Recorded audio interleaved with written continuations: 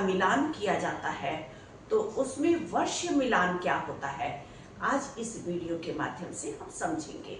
जब दो आत्माएं जीवन भर के लिए एक बंधन में बंधनी होती हैं तो उसमें केवल प्रेम का बंधन ही नहीं देखा जाता है बल्कि ग्रहों का संतुलन भी देखा जाता है, क्योंकि ये ग्रहों का संतुलन ही उनके जीवन में स्थायित्व बनाने के काम आते हैं। और इसी संतुलन की पहली सीढ़ी होती है विवाह से पहले जन्म कुंडली का मिलान करना। उस मिलान में अष्टकूट मिलान जो होता है वो बहुत ही जरूरी होता है। आज हम इस वीडियो के माध्यम से बहुत ही रहस्यमयी और गूढ़ विषय जो अष्टकूट मिलान में होता है, वश्य मिलान, उसके बारे में बातचीत करेंगे। वश्यकूट की यानी वश्यता का रहस्य क्या है, इसको जानेंगे हम। क्या ये वश्य मिलान विवाह की सफलता को दृढ़ करता है? क्योंकि वश्य का अर्थ होता है किसी को वश में करना, आकर्षित करना। क्या ये वश्य मिलान अष्टकूट मिलान के दौरान जब किया जाता है तो ये विवाह को प्रभावित करता है? वश्य मिलान वर और वधू के बीच की अनुकूलता को दिखाता है। वर और वधू एक दूसरे के साथ कितनी सहजता से रहेंगे, एक दूसरे के साथ अनुकूलता पूर्वक जीवन बिताएंगे, ये हम देखते हैं विवाह से पहले जो जन्म कुंडली का मिलान होता है उसमें अष्टकूट मिलान में वश्य मिलान इस बात को दर्शाता है। वश्य मिलान में 5 प्रकार के वश्य होते हैं: चतुष्पद, कीट, वंचर और जलचर, द्विपाद। ये वश्य मिलान में 5 प्रकार के वश्य होते हैं। अब इस वश्य को हम एक उदाहरण से समझते हैं। मान लीजिए वर की राशि सिंह है और वधू की राशि वृषभ है, तो सिंह राशि के स्वामी हुए सूर्यदेव और वधू की जो राशि है वृषभ, उसके स्वामी हुए शुक्रदेव। तो वृषभ राशि का वश्य होता है चतुष्पद और सिंह राशि का वश्य होता है वंचर। वंचर स्वभाव से उग्र होता है, उसमें नेतृत्व की क्षमता होती है, साहसी होता है। वहीं चतुष्पद जो वश्य होता है वो शांति, स्थिरता और धैर्य को दिखाने वाला होता है। अब इस स्थिति में चतुष्पद वश्य पर अपना प्रभुत्व जमाने वाला हो जाता है वंचर वश्य।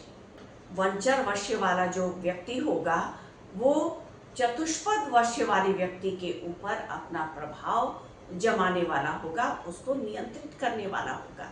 और जब पति और पत्नी के बीच में कोई एक व्यक्ति दूसरे को अपने प्रभाव में, प्रभुत्व में रखना चाहे, एक दूसरे को नियंत्रित करना चाहे, तो आपसी संघर्ष की स्थिति बढ़ जाती है। तो हमने वश्य मिलान में पहला उदाहरण ये समझा कि अगर वर का सिंह राशि है और वधू का वृषभ राशि है तो इसमें वर हो गया वंचर वश्य का और वधू हो गई चतुष्पद वश्य की।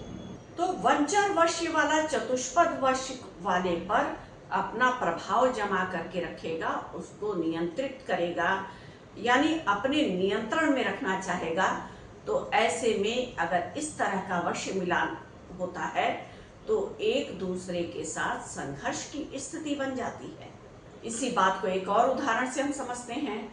अगर वर का राशि मेष है और वधू की राशि कर्क है तो वर हुआ चतुष्पद वश्य का और वधू हुई जलचर वश्य की। अब यहाँ पर भी हम ये समझेंगे कि चतुष्पद वश्य वाला व्यक्ति शांत स्वभाव का होगा, स्थिर स्वभाव का होगा, और वही जलचर वश्य वाली जो वधू है वो भी स्थिर, शांत और सौम्य स्वभाव की होगी। यानी जो जलचर वश्य वाली वधू होगी वो बहुत संवेदनशील, भावनात्मक दृष्टिकोण को रखने वाली और साथ ही साथ स्थिर होगी, और साथ साथ जो वर होगा मेष राशि का वो भी शांत और स्थिर स्वभाव का होगा।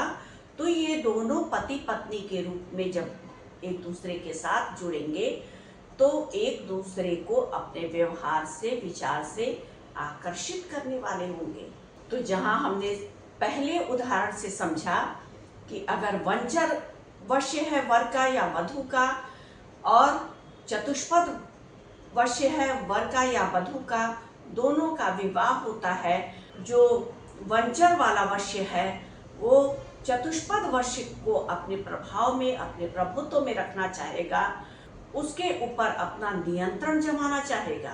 वहीं दूसरे उदाहरण से हमने समझा कि अगर वर की राशि मेष है और वधू की राशि कर्क है, तो कर्क राशि वाली वधू जलचर वश्य की हो गई और मेष राशि वाला वर जो है वो चतुष्पद का हो गया।